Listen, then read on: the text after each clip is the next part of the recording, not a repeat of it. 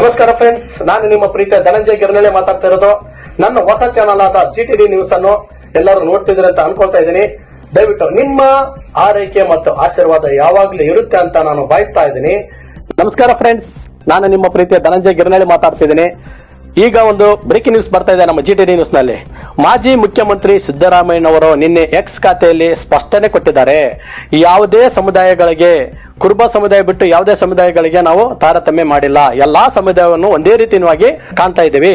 3 ಕಂತುಗಳಲ್ಲಿ ನಾವು ಹಣ ಬಿಡುಗಡೆ ಮಾಡ್ತಾ ಇದ್ದೀವಿ. ಅದು ಪರಿಶೀಲನೆ ಮಾಡಿ ಮಾರ್ಗಸೂಚಿಗಳ ಬಂದ ನಂತರ ಪರಿಶೀಲನೆ ಮಾಡಿ ಬಿಡುಗಡೆ ಮಾಡ್ತಾ ಇದೀವಿ ಅಂತಂದೇಳಿ ಅವರೇ ತಮ್ಮದೇ ಆದ ಖಾತೆಯಲ್ಲಿ ಸ್ಪಷ್ಟತೆ ನೀಡಿದ್ದಾರೆ.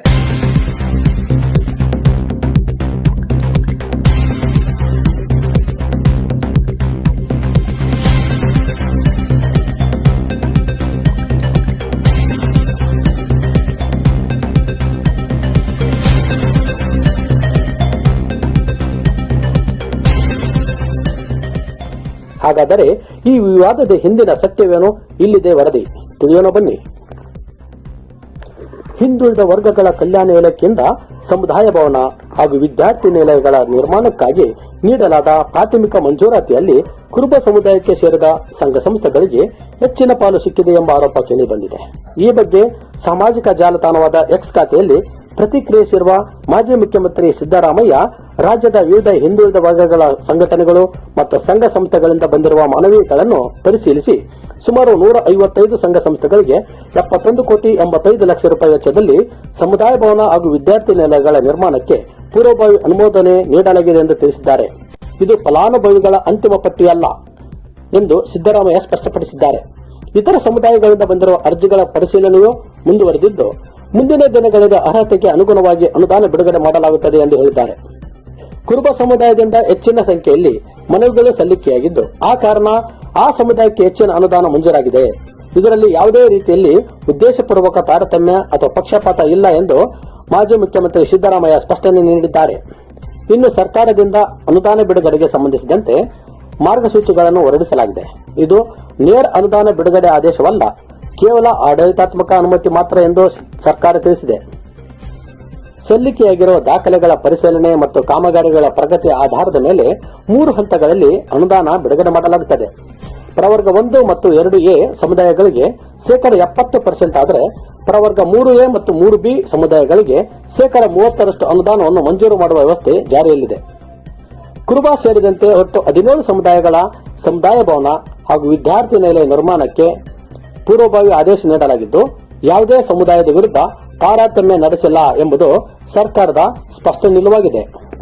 ಹೀಗಾಗಿ ಕುರುಬ ಸಮುದಾಯಕ್ಕೆ ಹೆಚ್ಚಿನ ಅನುದಾನ ನೀಡಲಾಗಿದೆ ಎಂಬ ವಿವಾದ ನಡುವೆಯೇ ಅರ್ಜಿಗಳ ಸಂಖ್ಯೆಯ ಆಧಾರದ ಮೇಲೆ ಮಂಜೂರಾತಿ ನೀಡಲಾಗಿದೆ ಹೊರತು ಯಾವುದೇ ಸಮುದಾಯಕ್ಕೆ ಅನ್ಯಾಯ ಮಾಡಿಲ್ಲ ಎಂದು ಮಾಜಿ ಮುಖ್ಯಮಂತ್ರಿ ಸಿದ್ದರಾಮಯ್ಯನವರು ಸ್ಪಷ್ಟಪಡಿಸಿದ್ದಾರೆ.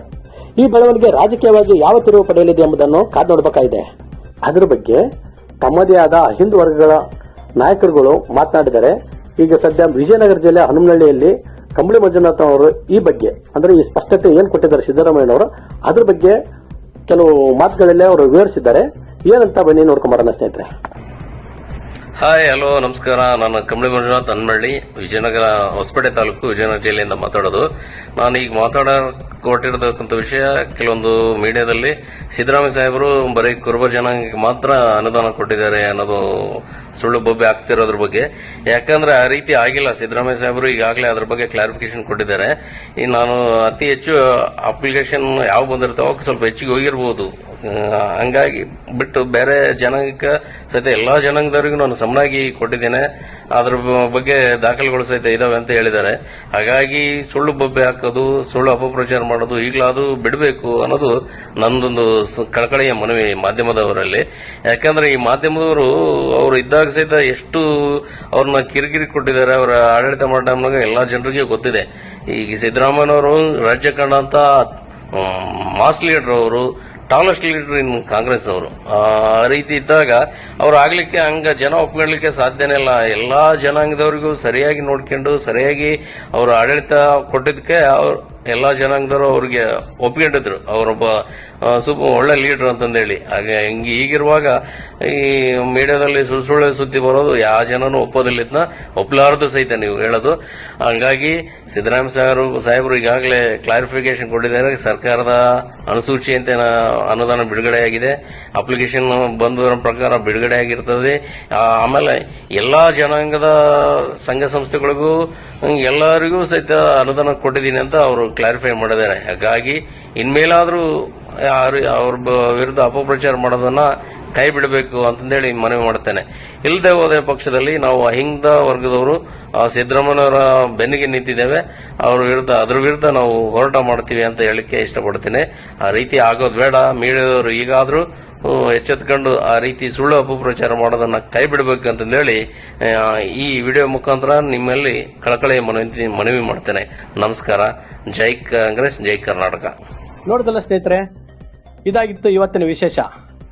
ಈಗ ನಮ್ಮ GTD ನ್ಯೂಸ್ ನಾನು ನಿಮಗೆ ಅಥವಾ ನಿಮ್ಮ ಗ್ರಾಮಗಳಿಗೆ, ನಿಮ್ಮ ಪಕ್ಕದ ಮನೆ ಅಥವಾ ಯಾವುದೇ ಸುದ್ದಿಗಳಾಗಿರ್ಬೋದು ನಮಗೆ ತಲುಪಿಸಿ.